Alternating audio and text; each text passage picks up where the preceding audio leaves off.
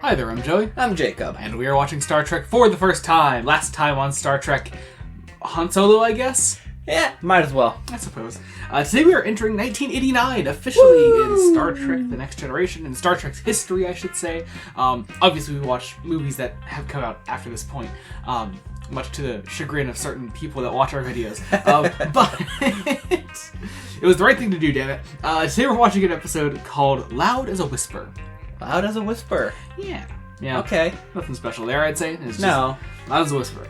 Get it? It's ironic because whispers aren't loud. So. If it was a few words longer, it'd be bordering a TOS title. Yeah. Loud as a whisper. That destroys a mountain. Yeah, that's really good, actually. It's really good. But I guess we'll see what it's all about. We're gonna get into post-episode thoughts in a second. Be sure to join us then. We're about to watch Loud as a Whisper.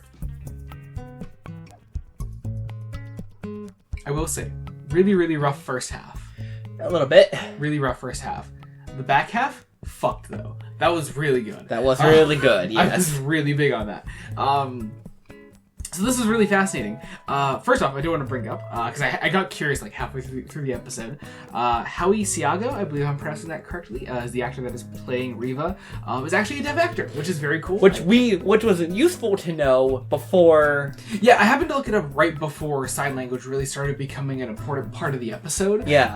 I remember even making a comment, it's like, man, it must be really hard to not want to sign. Yeah. Like while you have lines theoretically, but the guys behind you are doing them. Yeah, exactly. On that front, I suppose there is the possibly problematic element to the episode where, like, the bulk of the episode is spent taking that job away from a deaf actor, from a disabled person. Although I guess, to that same extent, the episode then becomes about him learning to use his disability in a significant way like that, like without being talked over by his translators, because that was essentially what was happening. They were speaking for him, and I think that we weren't really commenting on the chorus in the scene where he talks to Data. Talks about Data is like, when Data speaks for me, do they hear my anguish? Do they hear my sorrow? Whatever. I think that conversation can also apply to the chorus that we had up until that point as well, because they weren't portraying his emotion either. They were just kind of speaking the words that were in his mind. And there were different people to represent different sides of him, sure. But I don't think... It wasn't him. It wasn't not like... It wasn't the kind of fire that one can build while negotiating. Yeah, I did love the point that... The point of the episode was essentially him using his language, and that being what saves the day in the end, and teaching that language to someone else.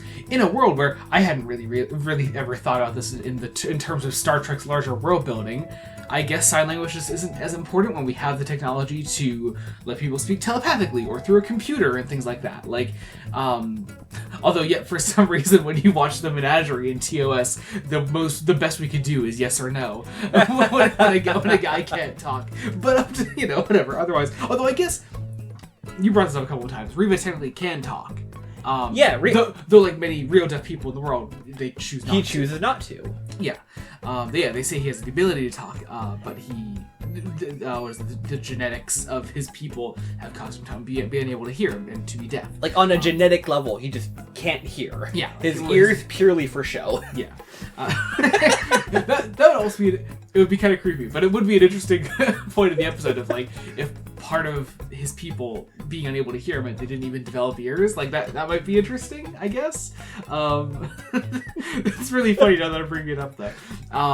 But yeah, I loved... When the back half of the episode hit, and it was when the chorus got killed off, was when I really started feeling the episode, and that was when it became about Riva as a person. Yeah. And not about... and not about the people, not about the chorus, really, because that's really who the episode was about. I think up to that point, that's who you focus on. Like I noticed it too. Yeah, that was the focus of all of Riva's scenes, were the people that were talking for him. And the only scene now. Here's my big problem with this episode. Unfortunately, it is that probably Riva's best scene is the aspect of the episode that I have a big problem with, and that is that Troy immediately gets fobbed off with him romantically, and I did not feel that because Riva for some reason was immediately into Troy, and I didn't quite understand why. There was no real reason for that, I thought. I thought there were scenes in the episode, specifically towards the end, that did a great job of exploring their connection in that they can communicate in ways different from those around each other. Troy being able to telepathically communicate, things like that. And I thought that would have been a cool way to connect them. But the fact that it had to be romantic, I thought kind of took away from the episode for me. Because it was just the implication that it's that I think this conversation applies to a lot of different things in media, in that like you see two characters that are similar in any single way in which they are like a straight white guy or something, you know, like you often see just like the only two black characters in a show get paired up together because they're the only two black characters in a show, things like that. And this kind of felt along those same lines, and it's like because they're the only ones unique in this situation, they must be together, and that didn't really sit right with me. I don't know. I'm pretty sure like that's just kind of rubbed me the wrong way about that. But after the point where the chorus died, they stopped focusing on that as much. The romantic element between them, and that's what I found their scenes to be the strongest, Troy and Reva. Because at that point they're now talking just like two people who one wants to help the other, who can't. The two of them, they can communicate between each other, sure. Yeah, and. I think like they have that great scene towards the end. They have that great scene in the middle when Reva's like freaking out because no one around can understand, because he's like signing like crazy now. Yeah. Which I don't know a lot of sign language. I caught some of it. Yeah, you certainly know more than I do. I caught some of it, so it was interesting to catch the little snippets that I did see. Yeah, it was a lot about like how his chorus died, how he's feeling, how no one can understand him. Yeah. And then there's that weird moment in Reva's sort of frustration where Picard grabs his head, and obviously that's incredibly poor etiquette for disabled people and deaf people in particular. I thought that was just an awful moment, and unfortunately, I think the episode never really settled on what was happening there. Whether it was the writers being aware that Picard does not know how to handle Reva, or whether it was just nobody knows how to handle Reva and the episode is doing a bad job of portraying that aspect of Reva's disability, which I felt they could have just been more clear about. Like they could have acknowledged Picard being in the wrong there. I thought that was just incredibly off base. It was off-putting for what was otherwise a kind of strong scene for Reva, like watching him specifically. Yeah, exactly. So I don't know. It could have been better. I would have loved to have seen that developed on more, but who knows? I love Data being a significant part of the episode as well. Right? That was really cool. Data learns in a minute 5 forms of sign language. Yeah, which I thought was very cool. And again, Data just saving the day. Data being such a massive part of this show, I think it's just great.